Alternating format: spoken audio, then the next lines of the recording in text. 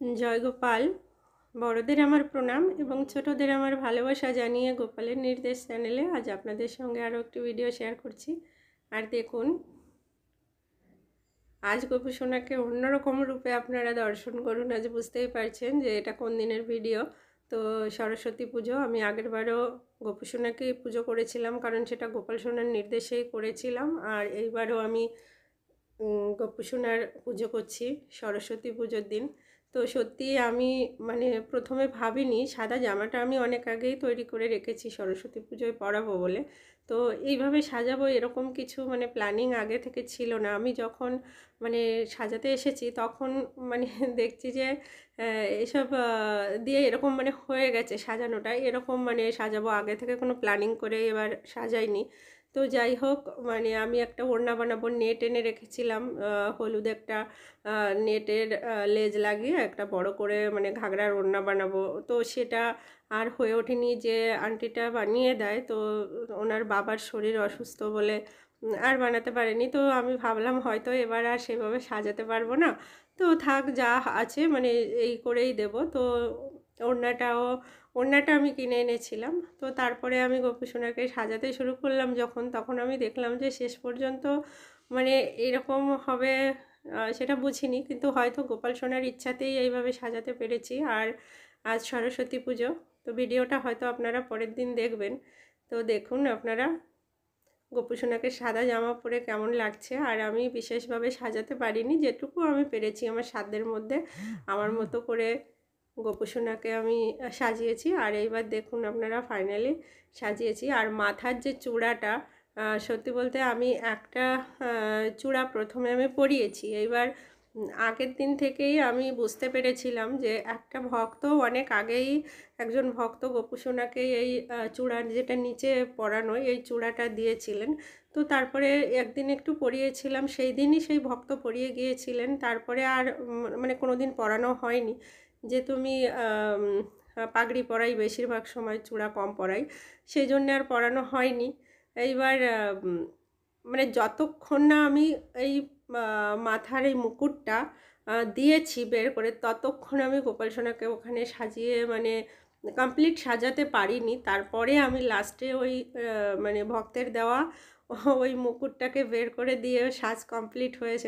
সেটা একটা অদ্ভুত ঘটনা, যে আমি যতক্ষণ সত্যি ওটা না দিয়েছি ততক্ষণ আমি কিছু দিয়ে সাজিয়ে গোপাল সোনাকে না চুলটাকে সেট করতে পারছি, বারবার আমি পারছি না যে কি হচ্ছে এটা। তারপরে আমি ওটা এনে যখন দিলাম, তারপরে সব ঠিকঠাক হয়ে গেছে তাড়াতাড়ি করে। তো তারপরে যাই হোক, গোপু সোনাকে এইভাবে সাজিয়েছি। আর আপনাদেরও কেমন লাগলো গোপু সোনাকে এই মহা সরস্বতী রূপে, সেটা আপনারা অবশ্যই কমেন্ট করে জানাবেন। আপনারাও দর্শন করুন।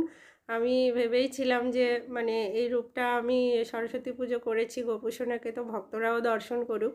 তো সেই জন্যেই আমি এটা আপনাদের সঙ্গে শেয়ার করছি। আর দেখুন গোপু সোনার হাতে দুটো পেন, এই নতুন পেন দুটো গোপু সোনার কথাতেই আমরা দুটো পেন চেয়েছে। তো সেই জন্য জানি না এই পেন দিয়ে কী করবে, কী উদ্দেশ্য, তবে এই দুটো পেন আমাদের কাছে চেয়েছিল। তো আমরা দুটো পেন কিনে এনে গোপু সোনার হাতে দিয়েছি।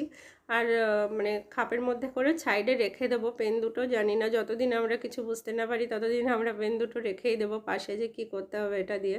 তো যাই হোক, গোপু সোনা চেয়েছে বলে দুটো পেন। আর দেখুন সারাদিন পেন দুটো ধরেছিল, হাত থেকে একবারও পড়েনি, একবারে দিয়েছি একবারেই ধরে বসেছি। একটা একটু নিচে হয়েছিল ছোট হাত, তো পেনটাকে এমনভাবে ধরেছে, সত্যি বলতে আমাকে চেষ্টা করেও দিতে হয়নি, হাতে ধরে বসেছে।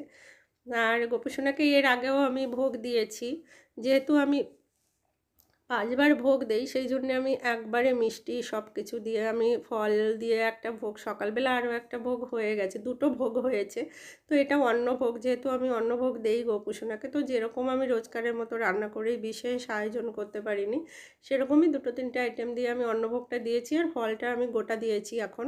এরপরে আবার আমি ক্ষীর করেছি, তো যা মিষ্টি সব এইগুলো আমি আবার দেব। যেহেতু আমি 5বার ভোগ দেই, তো আমি কখনোই একবারে অনেক ভোগ আমি খুব কম করি, এটা দেই না বললেই চলে, কারণ গোপু সোনাও পছন্দ করে না। সেই জন্যে আমি সারাদিনে যা ভোগ দেব সেগুলো আমি বারবার মানে যেহেতু আরও একটা কথা যে আপনারা জানেন অনেকে যে একবার দিলে সেই ভোগ থেকে, যেমন আমি ক্ষীরও করেছি, তো মানে সেটা যদি এখন দেই আমি বিকেলে দিতে পারবো না, তো তার থেকে আমি সেটাকেই 5বার মানে বারবার করে দেই, মানে সেইভাবে।